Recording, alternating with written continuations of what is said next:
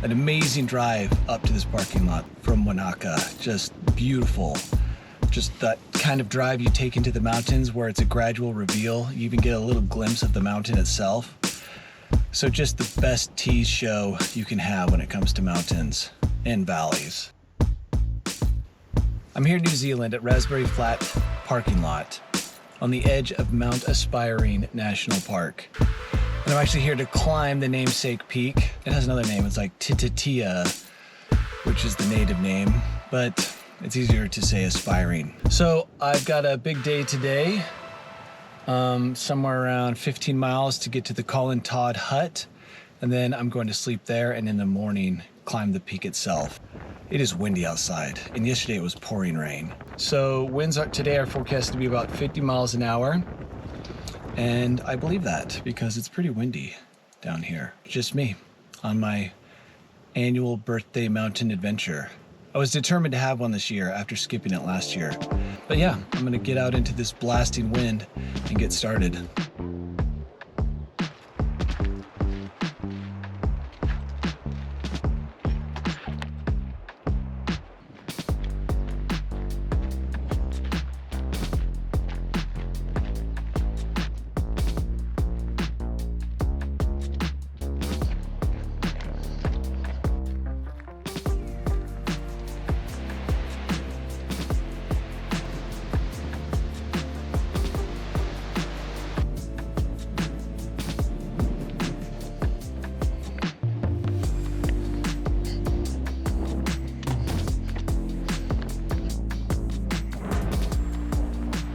I've made it to the Aspiring hut here behind me.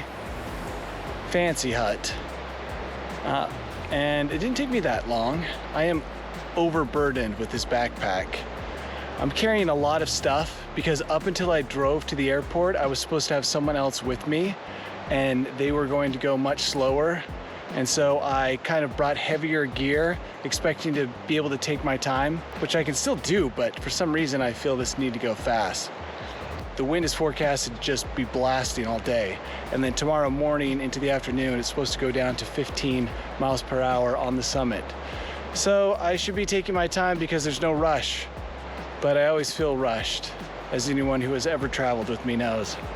Eventually the trail gets worse and worse. You do some bushwhacking, you do a pretty sturdy climb up to a glacier, and then the glacier crossing looks straightforward, which is why I was okay with doing it myself after the person canceled, but who knows what I'll find up there. It rained hard yesterday, so it's probably a mess.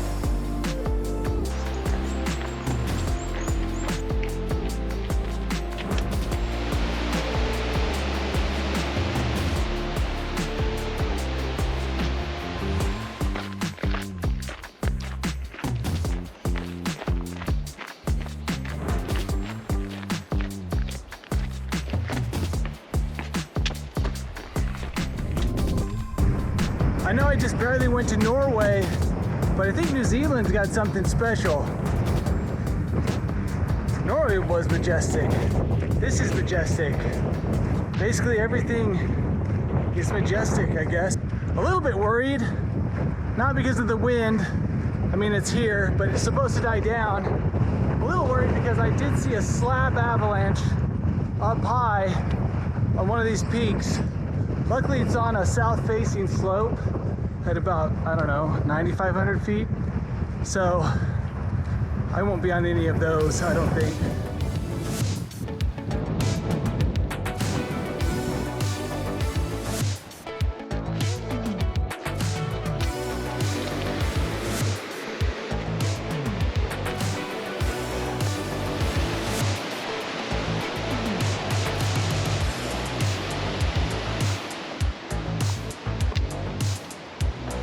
This is a tale of an ever-diminishing trail. Went from road to well-groomed trail to fading trail to bushwhack, which I knew. I read about the bushwhack. I was warned about the bushwhack, and now it begins.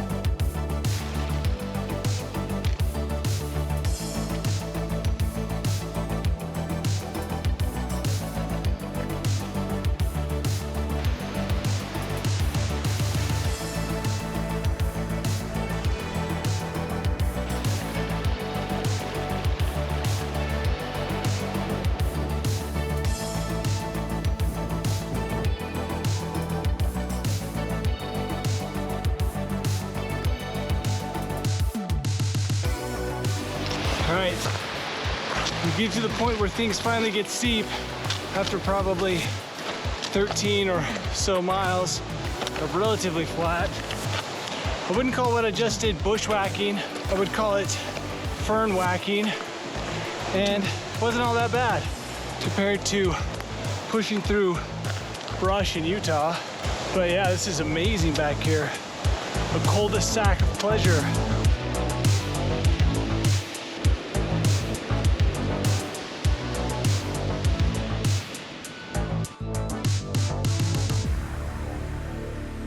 In some of the videos I saw online, people rappelled down this. I can see why you would want to rappel down this if it was wet. But the rock's got really good grip when it's dry. I actually do have my rope just for emergencies. It wasn't clear on all the beta and videos I watched. If you needed a rope, it sounded like it could be very, very helpful coming down the ridge. So I brought one in a harness.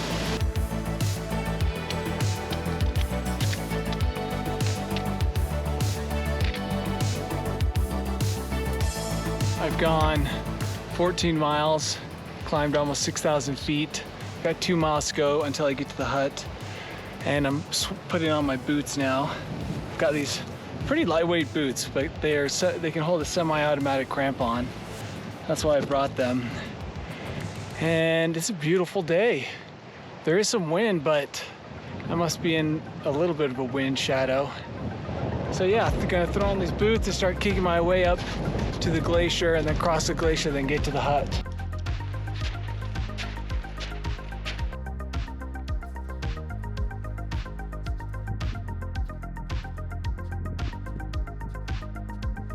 Holy mountain. What a view I just got. This mythical looking peak being caressed by clouds. Dang, that's an awesome mountain. I am very stoked to climb it tomorrow.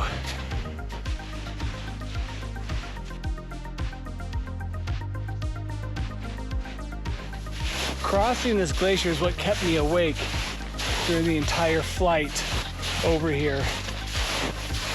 I hate glaciers, especially glaciers this time of year, where they still have fresh snow, everything hasn't been revealed, and it's kind of hot. So there's a weak snow bridge between me and the hut, which is on the other side of it. I'll find it.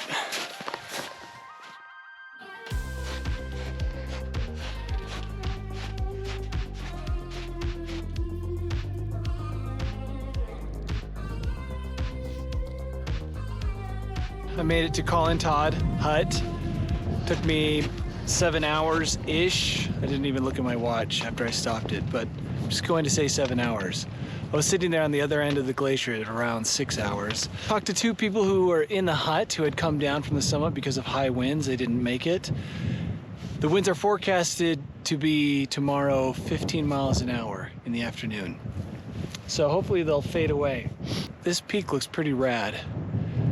One technical part right there in the middle of the buttress that I've talked to a couple of people and they say it's not too bad. Anyway, now I just play the waiting game. Sit around in a hut with 10 strangers while they all sleep, snore, and fart.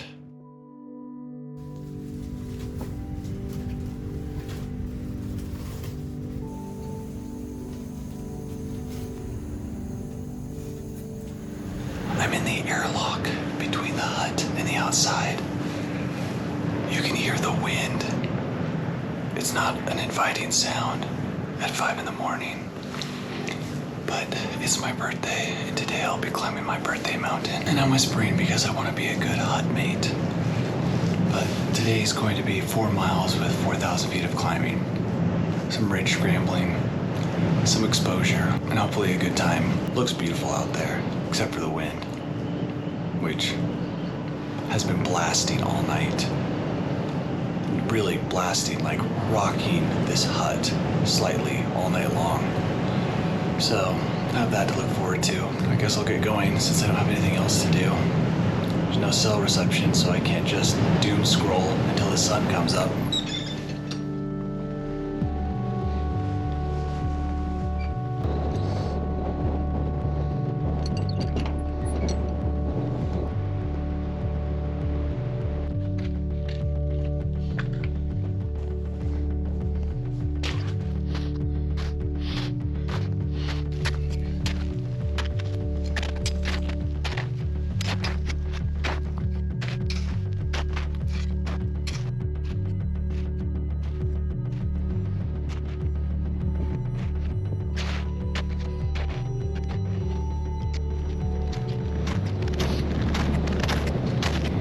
There she is! Mount Aspiring. The winds are tolerable for now.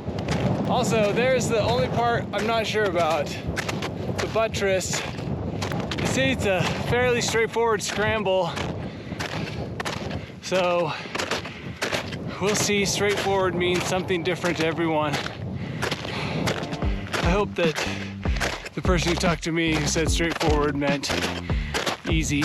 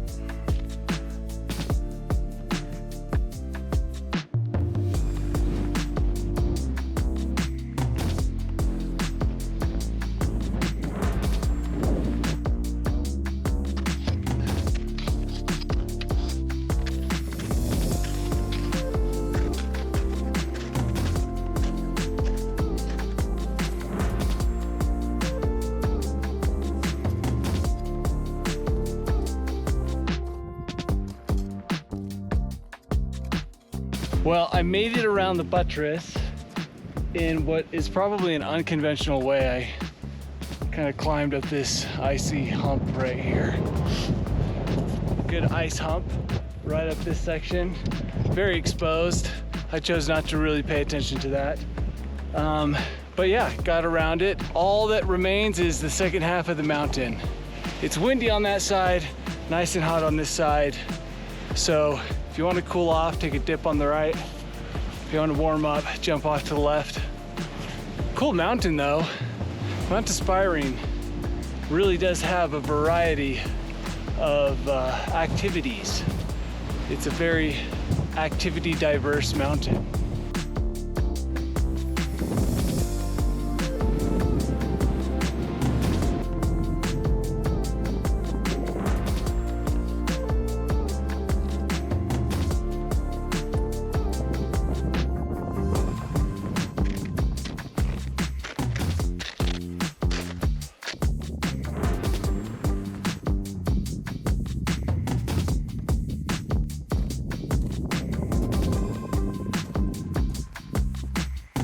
This is the top of Mount Aspiring. It took 3.5 hours to get up here from the hut, so not too brutal. But yeah, what a great day. The wind is kind of horrible, but I've been in kind of a wind shadow most of the way up. But when you are not in a place that shields you from the wind, you are getting battered and beat.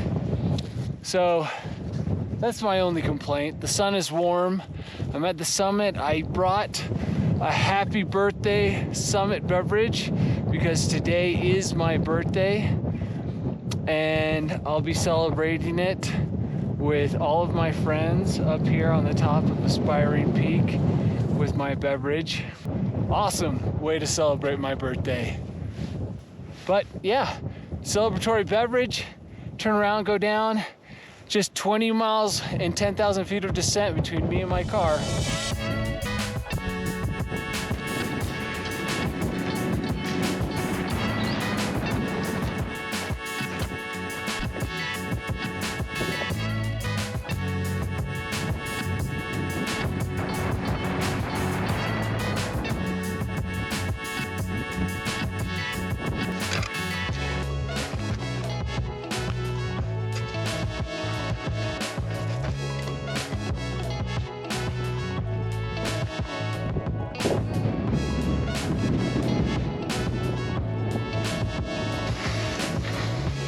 Okay, back in the hut. This is what it looks like. Nobody's in it. Last night there were 12 people in here. It was cozy and loud, but actually less farty than I'm used to in huts. Cooking up my last bit of top ramen. Then I'm gonna pack up and head out. It took just under 6 hours, which is hard to believe. Mileage and vert-wise, it's not even that big of a deal, but you know what? Sometimes it doesn't have to do with numbers, it has to do with attitude.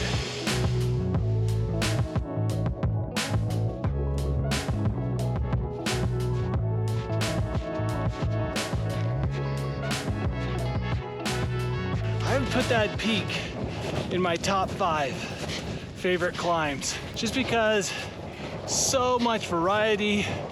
The approach to the mountain was so spectacular. It built in the right way, constantly getting better and better. Route finding was more intuitive than I imagined. Still difficult. A little irritated I didn't follow my heart and leave my rope, harness, and some hardware behind. Could have done without the extra weight, but whatever. I guess it just makes me stronger. But I'm almost off the snow as well. And once I'm off the snow, throw on my other shoes, bushwhack, and then speed hike back to the car. This is the best a birthday can get.